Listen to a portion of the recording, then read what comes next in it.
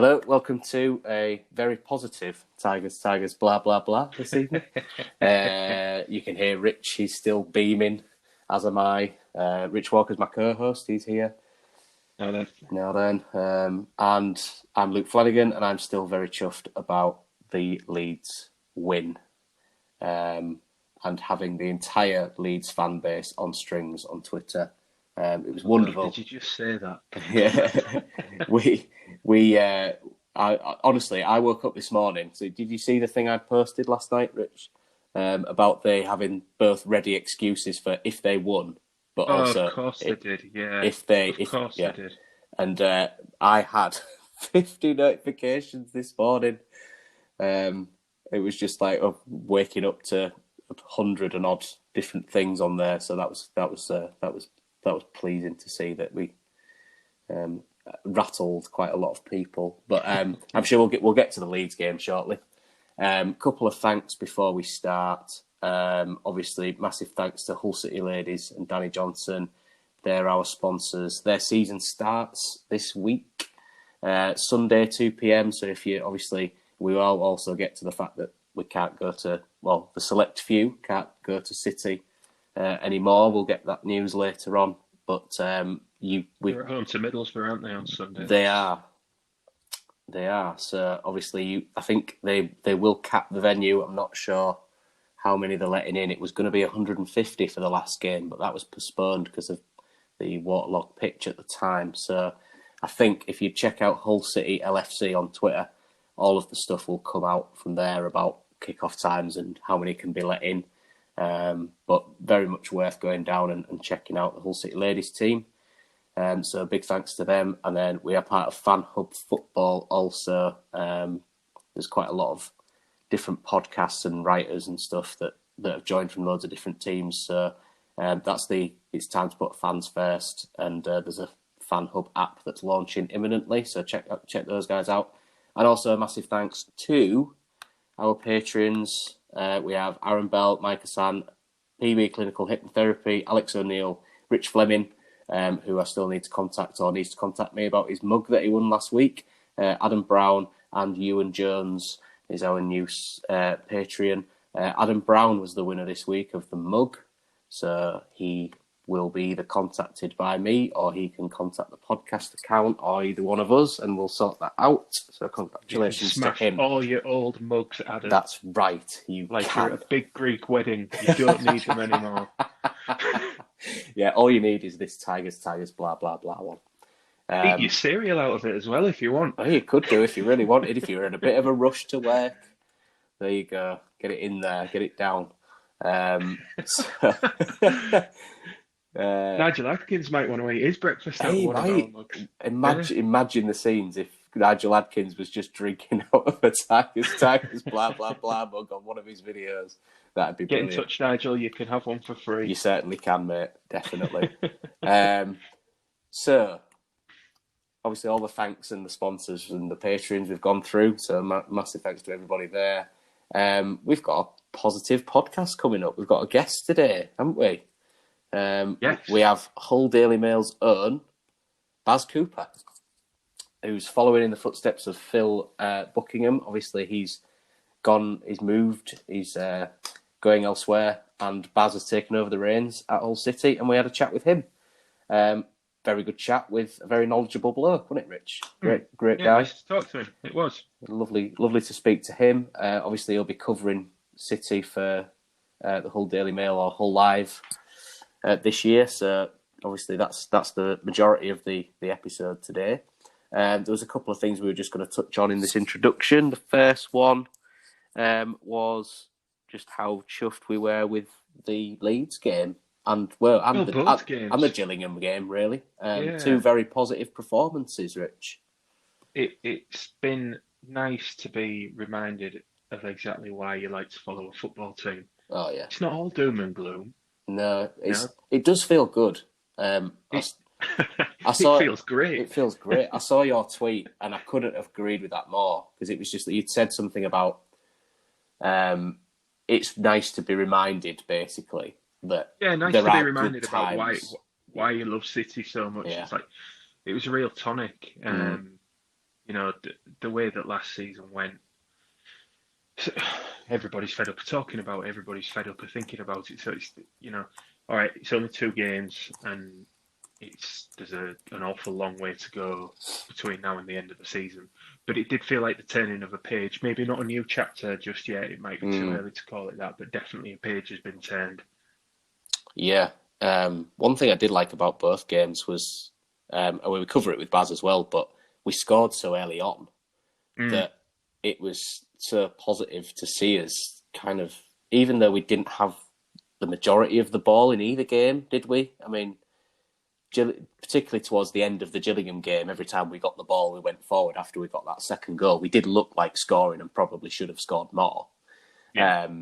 But they were knackered, weren't they? They were opened up trying to carve us out, and after McGuinness had scored, they didn't really have anything, did they? But I didn't think they really had an awful lot over the course of 90 minutes. It was very much pass it around the back and kind of lump it into the middle, and against a centre forward who, Device and Burke could have probably dealt with it in their sleep. Yeah, he wasn't really a threat, was he? I mean, the one-on-one he had with Ingram was the only chance he had, and it was pretty woeful, to say the least. Yeah. Ingram didn't really have to do anything other than just kneel down and pick the ball up, really.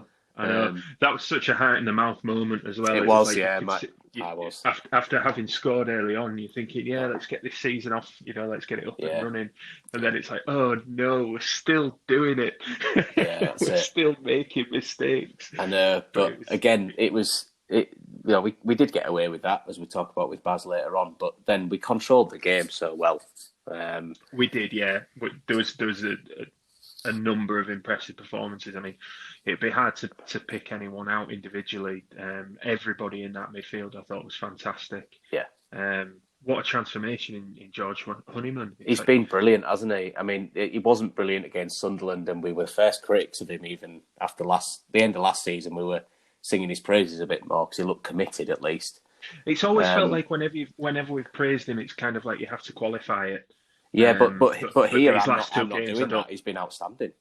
No, well, that's what I was going to say. These last 2 games, there hasn't really been that side to his performances where you could say, he did that well. He's just relentless. He just keeps going, mate. He's just all over the park, isn't he? It's not even just that. It's like he's popping up in positions where he's able to do damage, and he's linking the play well between, forwards and his midfield partners. So plays that hole really well behind Wilkes, especially on yesterday, and obviously and McGuinness. And it's not something I thought he had in his locker. No, I'm pleased that he's got it, and long may it continue, because he's doing excellent the last 2 games, and I want him to see him do that the whole season.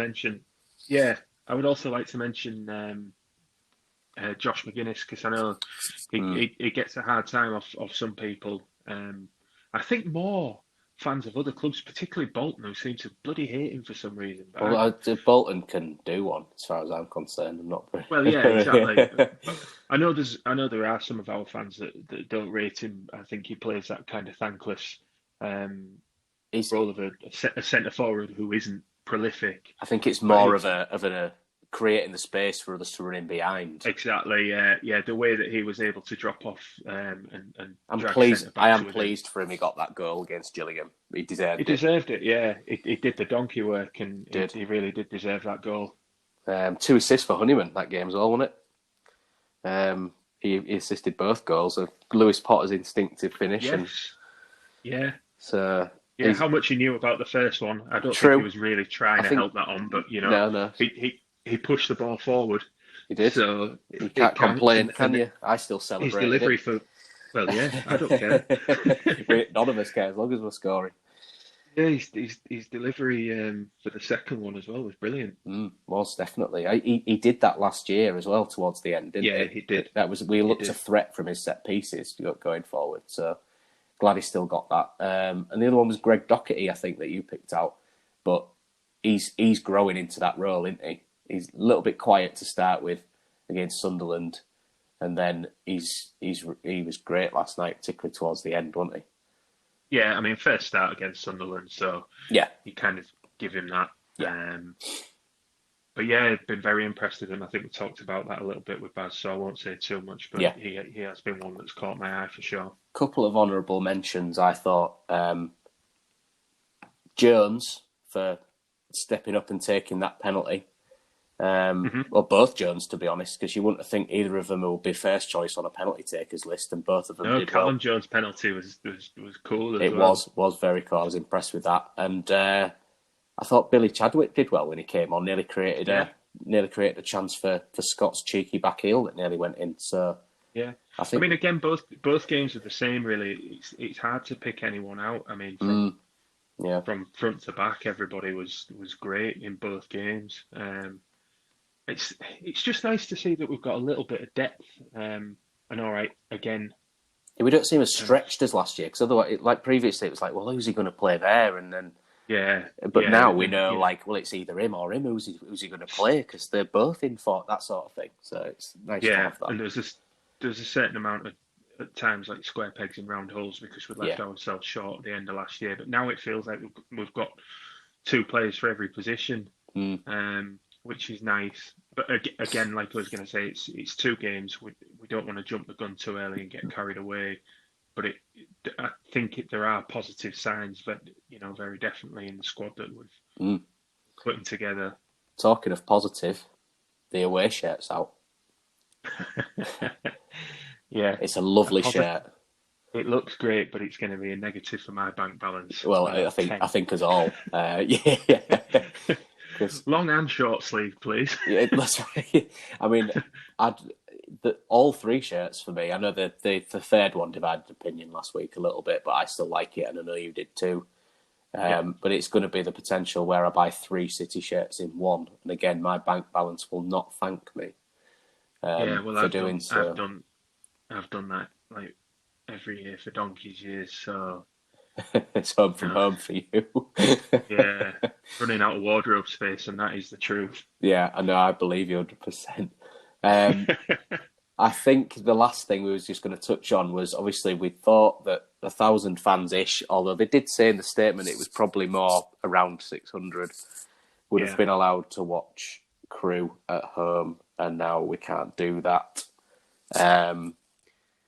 Did you feel that you was in for a shout, Rich, of getting invited? They were definitely going to pick me. I think it was nailed on, 100%. No, I don't know. I doubt it. What are the odds? What, like 6,500 people, 600 supporters? I don't know if they were even going to ask supporters, obviously. Do you think it would have just been like, how do you think they would have done it if it had gone ahead? I don't know, mate. But I thought it was interesting that when McCann was asked about it after Leeds, he didn't say it would be nice to have supporters back in. He mentioned that it would be nice to have players' families and what have you back in, because it had been a while since they'd been able to watch, their sons and partners and what have you. So I wonder if they were kind of leaning more towards that, where it was like essentially members of the public, but ones where they could kind of bring them in. And they've got a link to the player, I guess. Maybe sponsors, corporate, that sort of thing. And then it could be as closely controlled by the club as possible. Now, you might wonder what value that would have as a safety exercise, which would be, I think, a fair question. But again, that's pure speculation. It was just something that I thought might have been something they were leaning towards based on McCann's comments last night. If the fans were back, I mean, I think it would be a positive thing, because of the start we've had. I don't see there would be any real excuse for any negativity. Maybe that's in the back of his mind, I guess, after last season, because if we did have fans, I don't know, at the end of last season, it'd have been fairly poisonous. But it would have been. I don't think it's the same now, but obviously we'll have to wait a couple of weeks for any other developments with that now, won't we? But it was just interesting to see how quickly the council kiboshed it. I can't see us getting back in the ground in 2 weeks' time. No. I just can't. I think we'll be very lucky if it's by December or something, the way that things are going, because it took weeks for things to turn around in the spring. In non-league, they've only just started. They're not even letting whole attendances in. It's exactly lower down there. It must be a worry for clubs how they're going to see this period out. Yeah. Because even with our, for this level, larger fan base, we may not be able to weather the storm in terms of the financial engagement that supporters are having with the club at the moment. Yeah. It's going to leave a hole in our finances because what have we got? 7,000 members. Yeah. That's free passes, and then how many people are really going to be bothered enough that they're going to pay for a stream for a tenner? It's challenging. It is challenging for clubs. And with fans not being able to get in, it's difficult then for clubs to kind of attempt to monetize their relationship with fans, which is what they need to do. They wouldn't exist without that. It's how you offer value to do that. It's very tricky. I mean, there was, I think, a good deal of excitement amongst all of us that we might get back in. Or there would be a chance that some of us could, and then some others would follow. I guess, even just if we weren't necessarily picked this weekend, at least some people were, and it was a good step. It was a step along the way to us all getting back in. It seems strange though that it's been shut down for us when other places, I think I saw mentioned, like Middlesbrough getting to have a trial game, and they're in a proper lockdown, aren't they? I don't know if there's anything more with it because it's a council making the decision. I don't know if it's anything to do with that. I think that does have something to do with it, but it just interested me. I think I saw Middlesbrough and Walsall are both getting to play. I think it was Walsall, I could be wrong. We're both getting to play trial games and are in or have stricter measures imposed upon their populations at the moment than we do here. Yeah. I don't know. It's just a bit disappointing. I was quite kind of excited. Not that I'm not a member currently, so it's not something that I wouldn't have been chosen. But I would have loved it if some fans would have come back in, like you say. But I don't know. Obviously it's going to be a little bit delayed for us to all be back, isn't it? And watching through our computer screens for a little bit longer. Oh, you need to get yourself an HDMI cable, mate. You can put it on your TV then. Well, but usually I'm kind of blogging along at the same time, so it's difficult for me to. I don't know. Yeah, it's just a bit of an odd one, really. Either way, it's not ideal, is it? No, it's not. It's not. I've said it before. I don't want to get boring, but it is not the same watching it on the telly. No, it's not. At least, looking forward to it. But it was fun last night. Game, it was fun. That was the most fun I've had watching City in a long time. Most fun you've had with your trousers on all pandemic. Well, quite. I think that kind of wraps up everything we was going to talk about. And obviously we've got Baz's interview that comes after this. So we've got Crewe coming up a couple of days. Hope for a positive result there, and then we shall see how things go after that for the week after. Yeah, Crewe and West Ham. Crewe and West Ham next week. Jared Bowen derby. The Jared Bowen derby, yeah. That's going to be weird, isn't it? It is going to be very. It's weird seeing him in a Spurs shirt, West Ham shirt. Anyway, I'm looking at the Spurs score, mate. That's why I just look at Lokomotiv Plovdiv 1. Spurs 2. But yeah, it's going to be very weird seeing him in a different shirt anyway. But I hope he don't play. Yeah, I hope he don't play because it's a bit like, I suppose it's a bit like seeing your ex with another bloke, something like that. Yeah, it's akin, I think, to when you saw like Ashby in a Preston shirt. Yeah, well, I don't know. That was weird. Yeah. That was weird. I think it was weird for him as well because I remember seeing him sprint off the KC pitch as soon as a full-time whistle had gone. Won't blame him. Yeah, I can't see Bowen quite doing that, but no, he probably feels a little worse about the move, or a little better about the move than we all do. Yeah, I'd say that was fairly accurate. Yeah. So we'll see. We'll see how it goes against Crewe, and then obviously we've got the third round. So lots to talk about in the next episode. So up the Tigers. Forza. And Forza Tigers. And we will speak to you again soon. See you later. See you.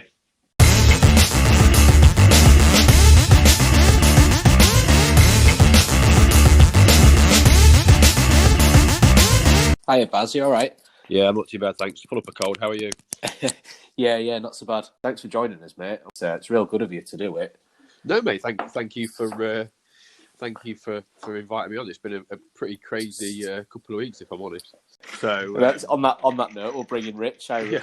Yeah. No, then. Hello, Rich. Nice to meet you. Albeit No, then, Buzz. over this. Yeah. As much as you can meet anyone these days, it's nice. Crazy world, isn't it? It's like I was just saying.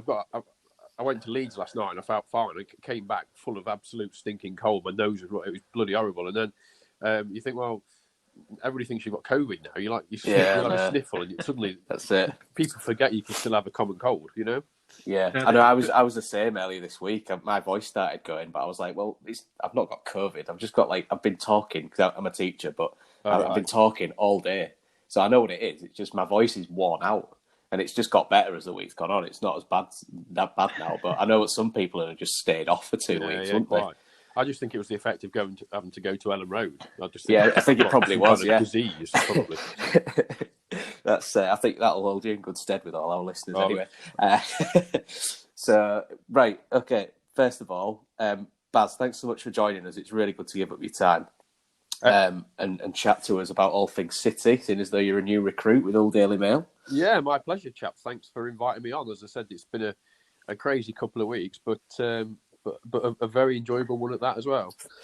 I'm sure it will be. It's obviously following on from Phil Buckingham, and obviously it's the end of an era for him. But it's really exciting to have somebody coming in like yourself. So I'm sure you're raring to get going, aren't you?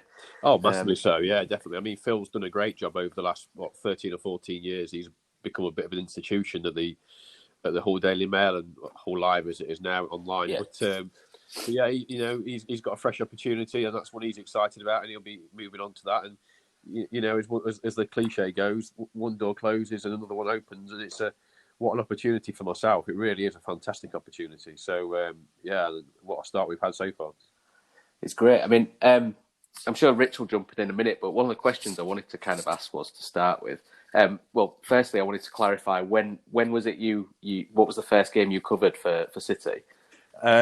So the first game I covered myself was the Leicester City game in the CFL Trophy, but obviously, owing to present circumstances, we're not allowed in the ground, so I unfortunately had to sit and watch that from home. But that was good. It gave me an insight into into some of the younger players. Obviously, I've done a lot of research, and when I found out I was getting the job, and even before that, I was Hull are a club that I've been aware of and actually follow closely because of one or two personal things as well. So, but then I went to Gillingham on Saturday. Nearly missed the game in the end because of some rather chaotic travel problems just outside Gillingham, which was cracking for your first game, really.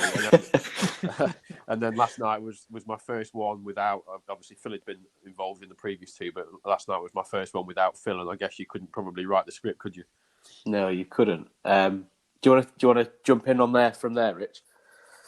Yeah, I mean, so when we've spoken to players over the course of lockdown, Baz, the thing that I've always asked each of them was, what was it about City that kind of attracted you? And I'd just like to know the same thing about yourself, really. What was it about the opportunity to cover City that was attractive to you? Yeah, certainly. I mean, I'll be honest with you. One or two of my friends have said to me, "What on earth are you thinking? The club have just been relegated. They won, I think, 4 in 20 the back end of the season to get relegated. The newspaper's banned from the stadium. They can't talk to the manager, the players, or anybody else. What the hell are you on drugs?" type of thing. But if I'm honest with you, there's something about the football club that's attractive. I've been to the KCOM numerous times in my previous role, covering Nottingham Forest. Also, I'm a Forest fan. I've been to the KCOM as a visiting supporter as well,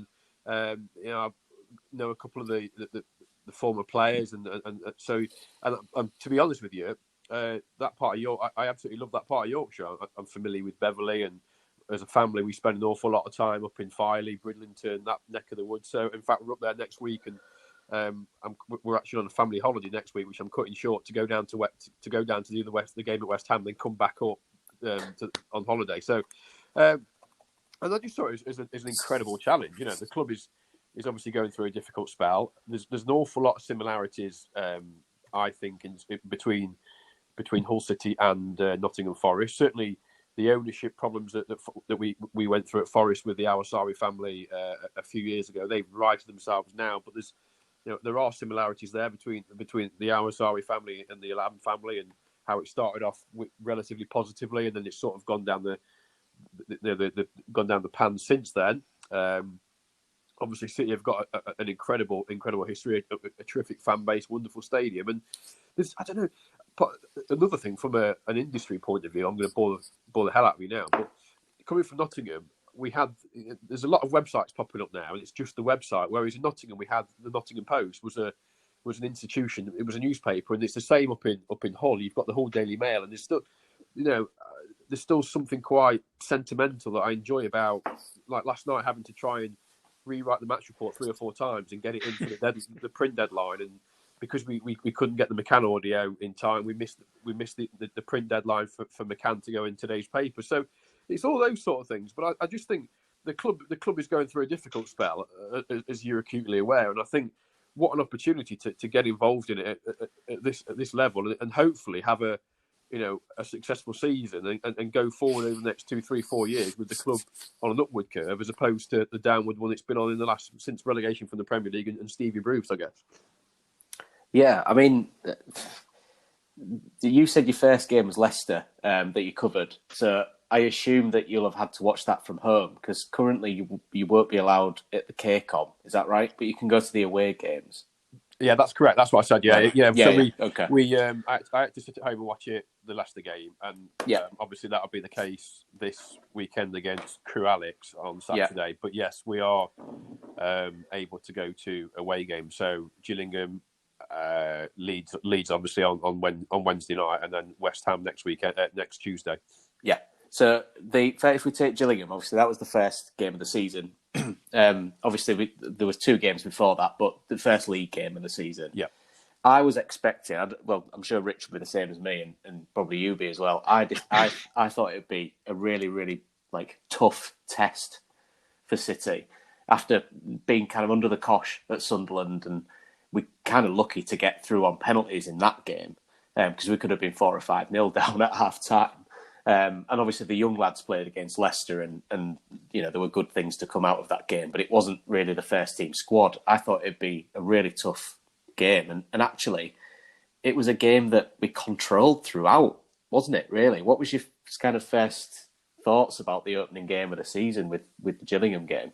Yeah, I mean, look, it was a difficult one, wasn't it? You look at the table last year, and Gillingham finished pretty much banging. They finished 10th, right in the middle of the division. So you'd say they're an established team at that level. They've got in Steve Evans a manager that is a wily old fox. He's been around, he's been around the block, and I think Paul Scally, the chairman at Gillingham, would have brought Steve Evans in, expecting him to challenge towards the playoffs. So I think for a first away game, you were expecting it would have been fairly difficult. But what I would say about City is that they, right from the kickoff, it was noticeable how positive they were from the get-go. They were on the front foot. They were pressing hard. They were pressing high, and that was actually exactly the same as it was at Leeds last night. But you always felt in that sort of game that goals breed confidence, and that City, if they were going to get anywhere at Gillingham, they had to get the first goal. And let's not beat around the bush. I think the fact that there were no fans at Priestfield making it, I'm not saying it's the most intimidating atmosphere, but I've been there plenty of times myself, and it's not the nicest place to go when there's fans there. And it's the weather was nice as well, which I think helped. But it was just everything kind of was set up for City, and they just started off so well, and because they scored so early on with Keane Lewis Potter, that you could, watching it from the press box, you could just see the confidence just start to flow through the players. Honeyman in midfield and was an absolute diamond. Everything seemed to go through him. Emmanuel particularly impressed me down the right hand side. Doherty, as the game wore on, down the opposite side. I just think that getting that first goal so early on was key, and then not conceding straight away after when John Akindi went through. It looked like he was running in treacle, if I'm honest, but he should have done better, and I think they may well have got punished at a high level, but they didn't. They got away with that one, and they sort of learned from it and started to feel their way into the game as it wore on. Because after that, they didn't really test Ingram that much, did they? Because the Akinde one was, my heart was in my mouth there. And I think, as you say, if that was Championship, I think someone puts that away, don't they? And it's 1-1. But yeah, absolutely. That I think you're right. I think they got away with it. But let's not be.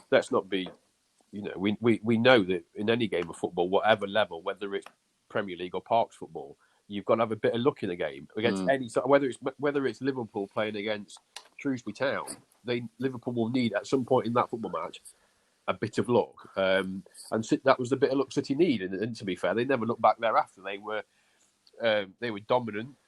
Steve Evans, offered some bile afterwards about City, basically doing one on Gillingham and all that type of nonsense. What a load of rubbish! And by the way, his behaviour was. Look, we've all seen Steve Evans before and what have you, but when you see him without a crowd there, I could hear it. I mean, I work. Oh well, I don't work, but I volunteer for Vavel, which is a site which obviously does live commentaries, text commentaries. Yeah, and I was doing the Gills the whole game. And I said one of the things that I typed, and I showed Rich this later on. I basically said, and there's the Honeyman coming together, and they both got booked. Yeah. I said, even over James Fletcher, who was commentating, you can hear Steve Evans. You can't see him, but you can hear him. Well, that was the incident, if I remember rightly, second half, where Emmanuel had gone down. Yeah. And had been absolutely crocked, and Honeyman had come rushing in with a Gillingham player, and he had a bit of a set to. And Emmanuel was he took a kick, and Evans just was effing and blinding, get up. And it was O'Keefe, wasn't it? I think it was O'Keefe that had gone in. Yes, it was. That was it. And then when Emmanuel eventually got up after having a bit of treatment, Evans just said, was effing and blinding at him about being absolutely nothing wrong with him. It's just, but all that was just that was just one moment of many where he was just effing and blinding and calling the referee this, that, and the other. And how on earth he uses his assistant Paul Rayner quite a lot, I think, because Rayner got spoken to by the referee. He did, I remember that.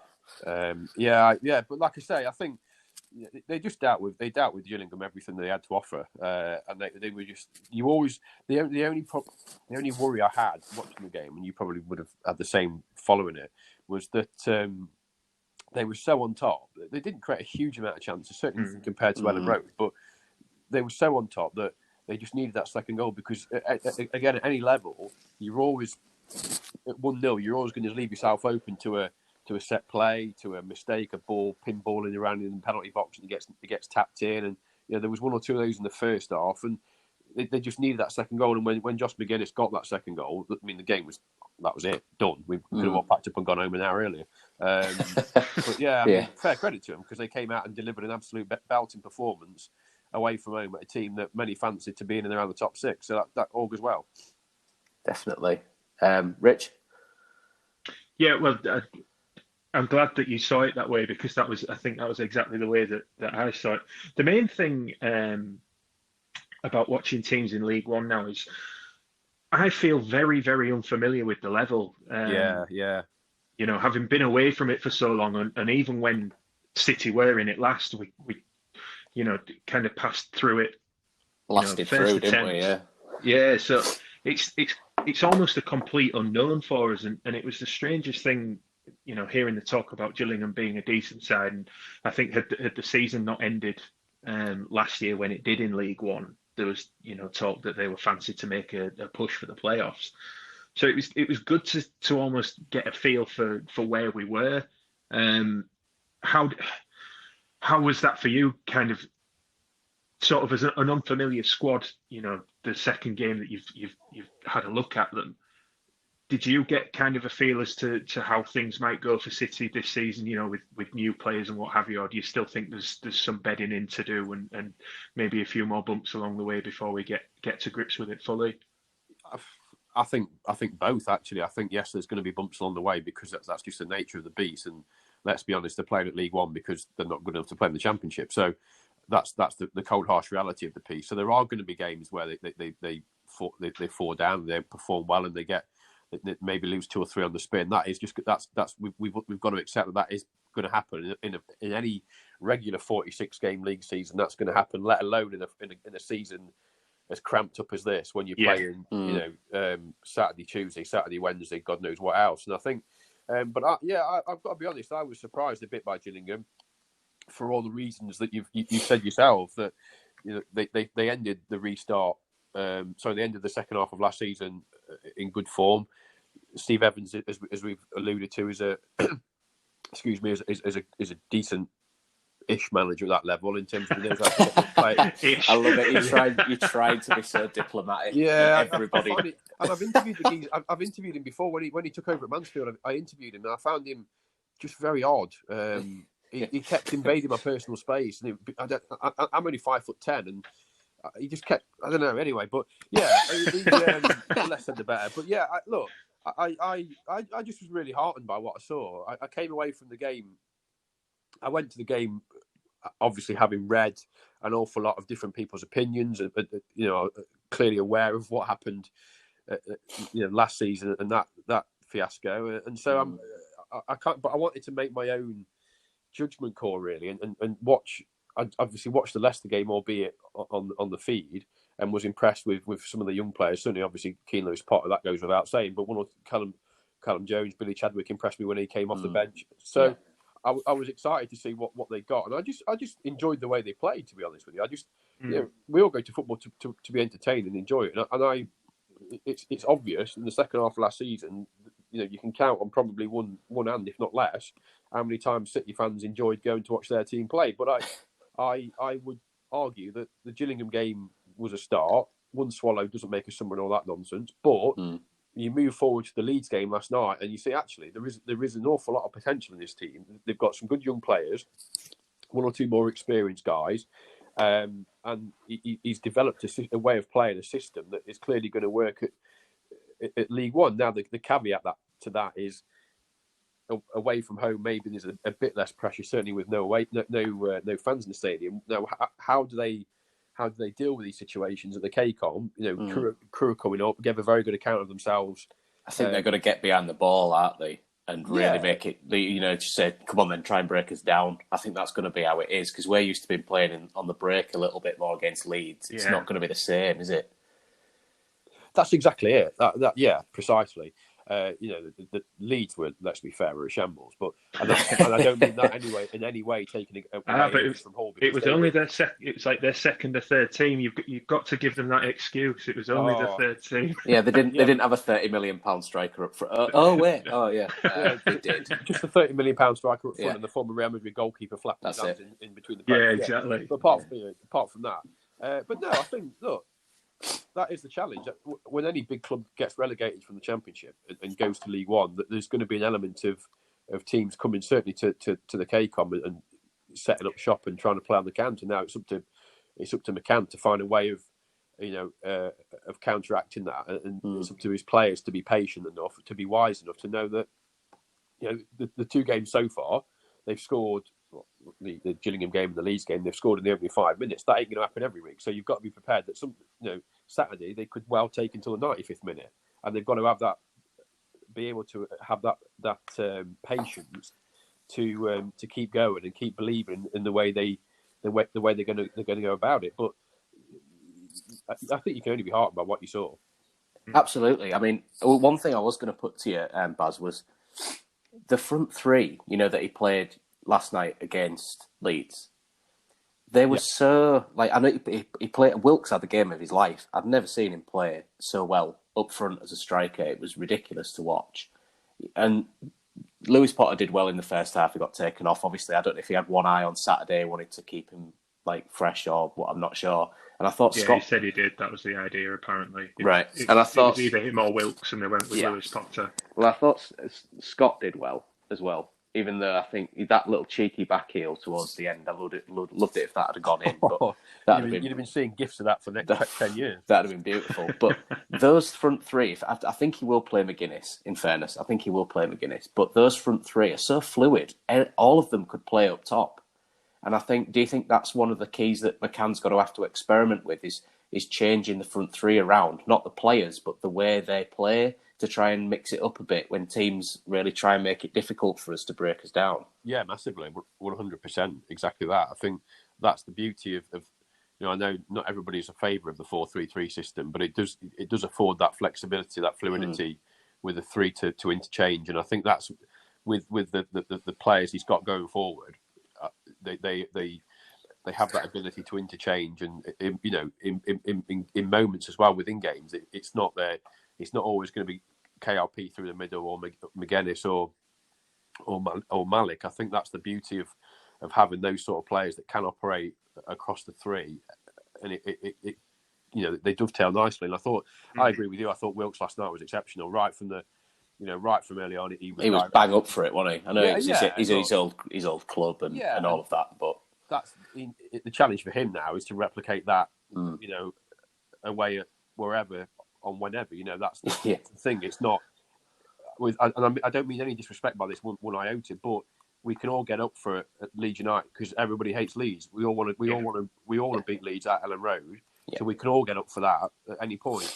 The acid test is Saturday when it's Crewe.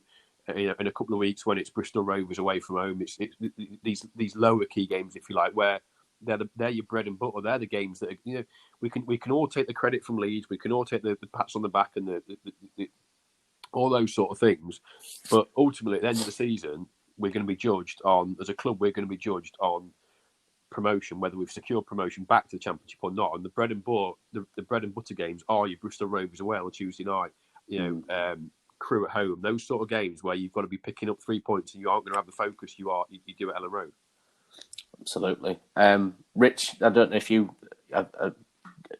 Doherty particularly impressed you, I thought, from what you were saying last night. It did me as well, but both games really. I think, as Baz said, against Gillingham, the way that he kind of, it was like he picked his performance up almost, where you could kind of feel maybe things were going a little bit flat the longer the game went on. He just seemed to pick up. And the thing that I noticed about him in both games was that he wants to get forward at every opportunity. Really wants Whether to drive, he's playing the ball, he's, either if he's running with it or passing it, it seems like his first thought is forward. And that's, when you've got, when you've had a midfield like we had last season where it could be a little bit stale and without that little bit of creativity, it was just really, really good to watch him.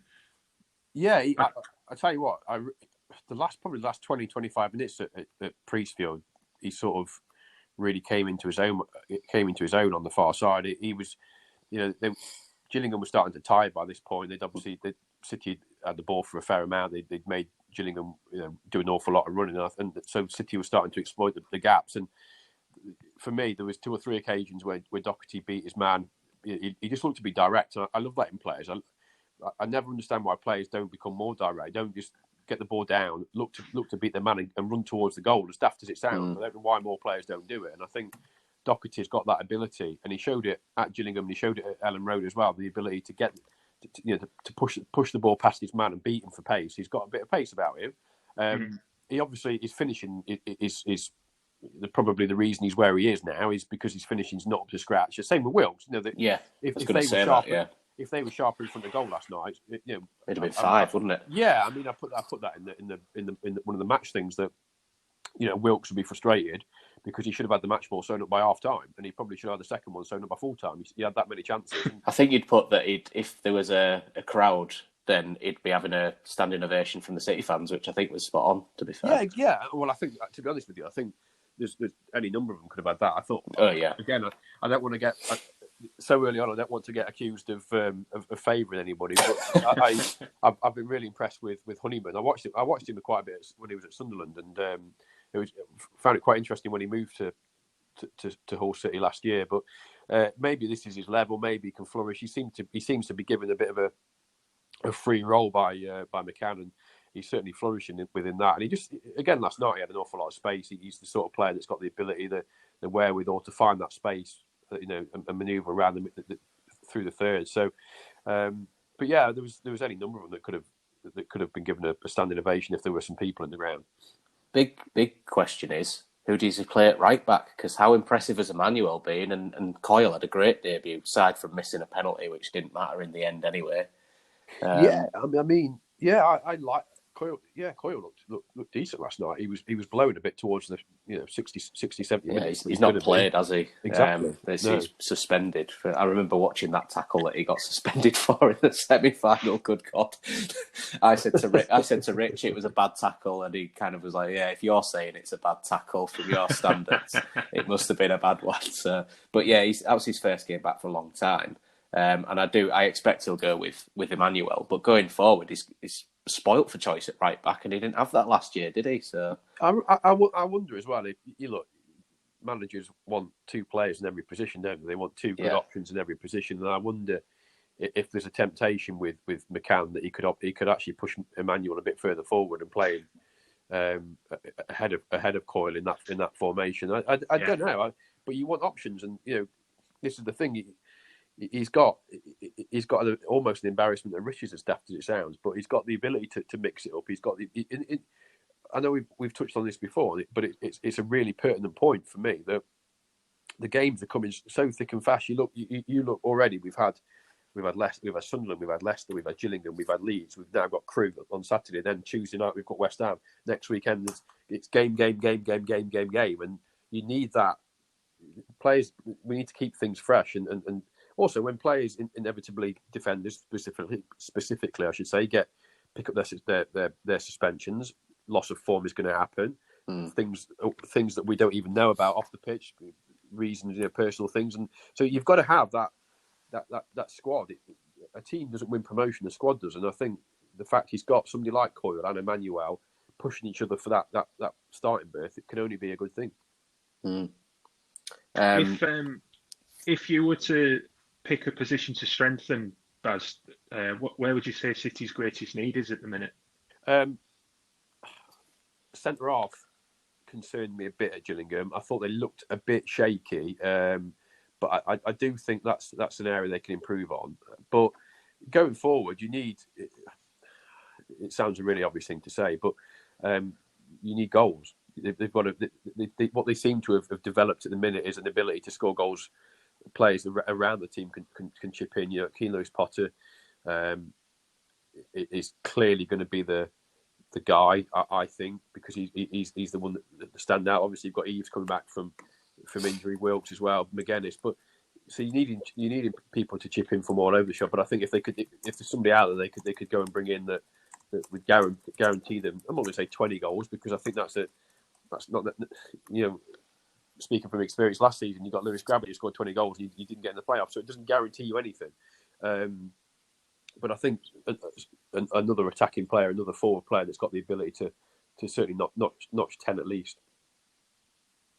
How about you folks? Obviously you've seen. I'd agree with that over the last couple of years, but I would completely agree with that. I would agree. I did think though, I thought Alfie Jones looked pretty good. And I think he'll be a good player for us. But I think maybe strengthening the back four, because I just think sometimes Device and Burke, although they're supposed to be, some of the players that would feature if we were in the Championship, they did at sometimes look a little bit uneasy on the ball. I don't know if that was just first game back and all that sort of stuff. Yeah, but it does worry me a bit sometimes. Yeah, that's a fair point. How much of it is just rust? How much of it is that this is our first game back? We've not had much of a pre-season, if anything, and certainly in terms of games. And there's no, you could play 1,000 pre-season games, but there's no substitute for playing competitive football. So yeah, that's a fair cop. But what it feels to me like, it's interesting as well, isn't it? Because how quickly things change. You talk to people before the Gillingham game. There was a scepticism, if you like, over the level of recruitment. Suddenly, it's fair to say people weren't wowed by the calibre and the names that had been signed. But then suddenly 2 games into it, and they produced 2 really good seasons and performances, and people going, "Bloody hell, they're good. These are good signs, isn't it?" Do you think it harks back to what Rich was saying earlier, where it's like you said yourself, Rich, that you struggle with the League One level as to knowing what it would have been. So if you're signing players that you may not have, watched every week last year, do you think that maybe has something to do with kind of the City pessimism of it? Yeah, look, as football fans that have suffered with our clubs over the years, we're naturally pessimistic. So we automatically, the glass is invariably half empty as opposed to half full. So I think that's a fair comment.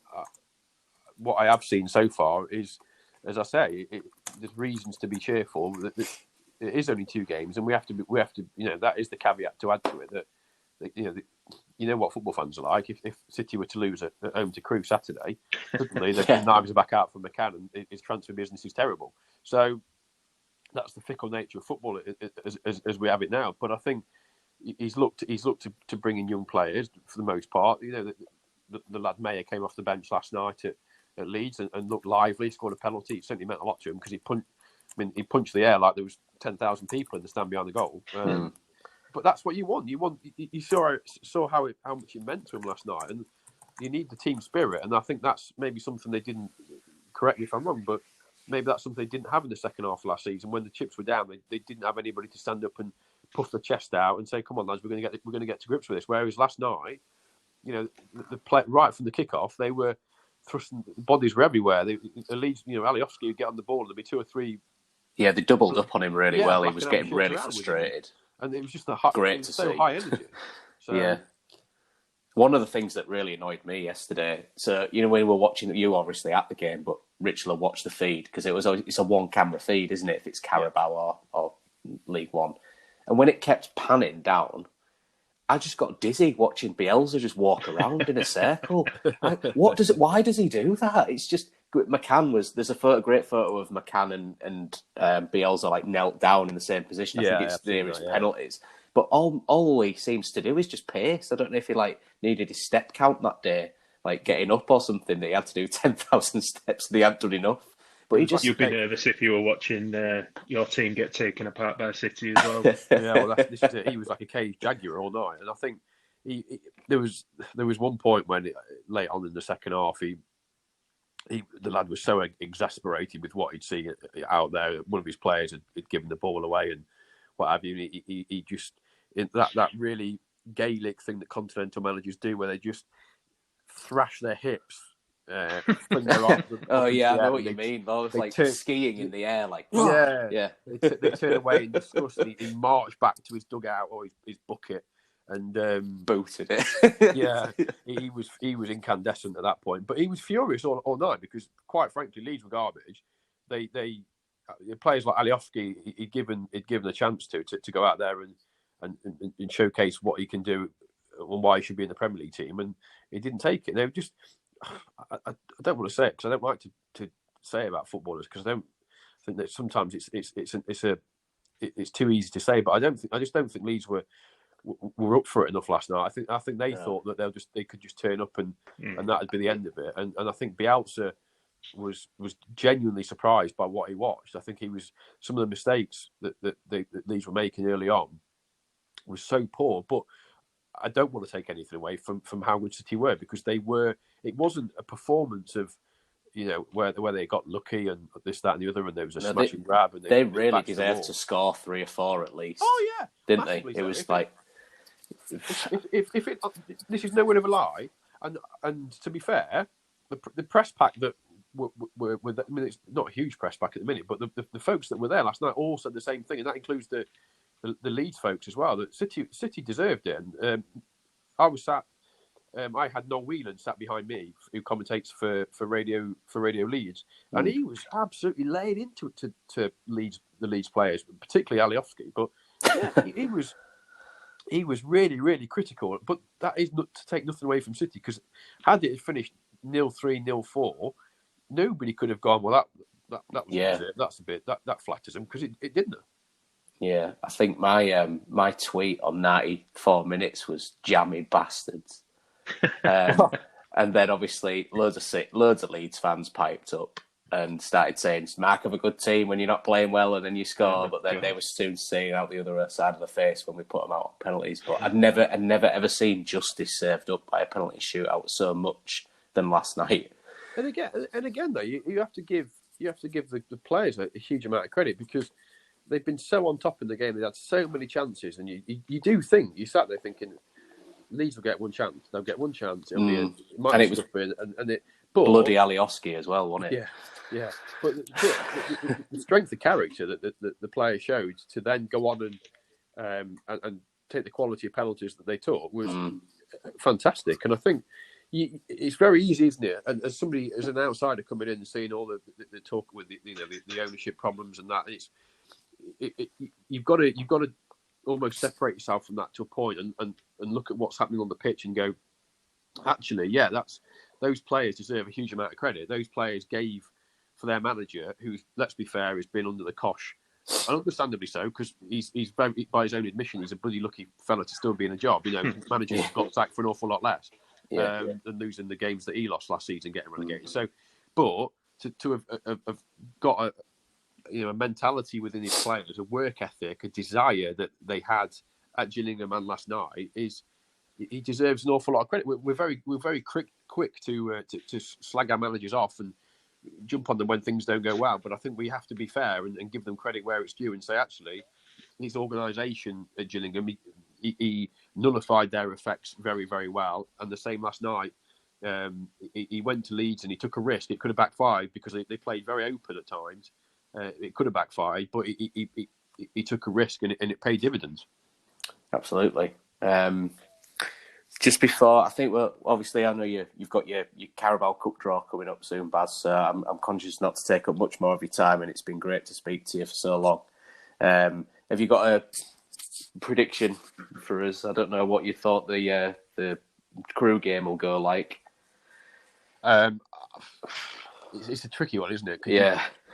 We're still in that opening 10 games of the season where anything can really happen. But I think if they can go out there and exert the amount of authority that they have over the last couple of games and get, again, it sounds stupid to say it, but it's so true that at this level, the first goal, I saw a stat last season towards the back end of last season in League One, something daft like 76% of games were all decided by the first goal or something ridiculous like that. So, and that is so imperative. And I think, again, for teams coming to the KCOM, if City can get that first goal, it's going to make their job doubly difficult. So you've got to be positive. Look, we've enjoyed the last couple of games. Let's be bullish and say, look, City are going to go out there and get a result. It might not be pretty at times. It might be a bit attritional, but why can't they go and win 2-1 or 1-0? I don't think they're going to cruise past Crewe. I don't think it's going to be a 3 or 4-0. I think it's going to be a grind it out type thing. But that's fine because they've got to have that in their makeup. They've got to have that ability to tough it out and show that character when they're maybe not playing at their best or the other team are having the upper hand or something. So I think I'm going to go for it. I'm going to say that City are going to get 3 points and are going to go to West Ham. I actually think that they'll get something at West Ham as well. I don't, because I think I'm not trying to be uber positive here at all. I'm just. You went to Leeds last night wondering, well, it depends what sort of team they put out. Moyes is He's under massive pressure as well, isn't it? He's an awful lot of pressure. They're rotten at the minute, yeah. Yeah. Does he play a weakened team because the Premier League, staying in the Premier League is their focus, or does he see this cup competition as an opportunity to have a bit of a run? You never know what their mentality is going to be. So I guess we'll know more when we see the teams at 7:15 on Tuesday. But let's be positive. Let's try and enjoy what we're seeing at the minute because it's been a long time. Yeah, doesn't it? Yeah, it's a very good point. I said that. I think this morning. It does feel like the week where we've all remembered why we love City. Yeah. Because it has been an awful long time since we've been able to even watch one game and feel good about the performance. Because we won one game, I think, in 2021 or something, back end of last season, and even that was absolute garbage. The Middlesbrough game, it was dog. Yeah, we couldn't feel good about it. So it's been nice to have two where it's like, overwhelmingly positive. Yeah, and I think that's it. We want to feel good about our team, don't we? And it's been the world is such at the minute where there's such a lack of positivity around the place that you want to you want to try and enjoy it, and let's go for it. Let's try and there's so many good things happening there with the young players that are coming through, and there's one or two signings that he's made and will probably make before the window shuts in a few weeks' time. So he's got the basis of a good solid side, and one that let's hope that come the end of the season is towards the top of League One. But again, I'm harping on back to it, but it's only one game, I know. But based on what I've seen in that one game, there's nothing for him to fear at all. So let's look forward. Couldn't agree more. Thanks so much, Baz, for joining us. I really appreciate it, mate. It's been brilliant chatting to you about City. My pleasure, chaps. Anytime. And I'm sure we'll get you on before a few episodes down and further on into the season and get your judgment and stuff. It'd be great to speak to you again. Yeah, thanks. And can I just say as well, it isn't about me at all. It's about this football club. I'm always conscious that journalists get too caught up in their own self-importance at times. But the welcome from City fans so far has been absolutely tremendous. So I've been made to feel really welcome. And Phil said something to me the other day about the club and how it gets into your veins. I know exactly what he's talking about because I came home last night from Ellen Road absolutely buzzing. I bet you did. just absolutely on top of the world. And at 2:30 when I got in, I was just so happy. So yeah. Thanks very much, and here's to a few more of those. Indeed. Cheers, Baz. Take care, bud. Cheers, Baz. Cheers, chaps. Bye-bye. Cheers, Take bye. it easy. Bye.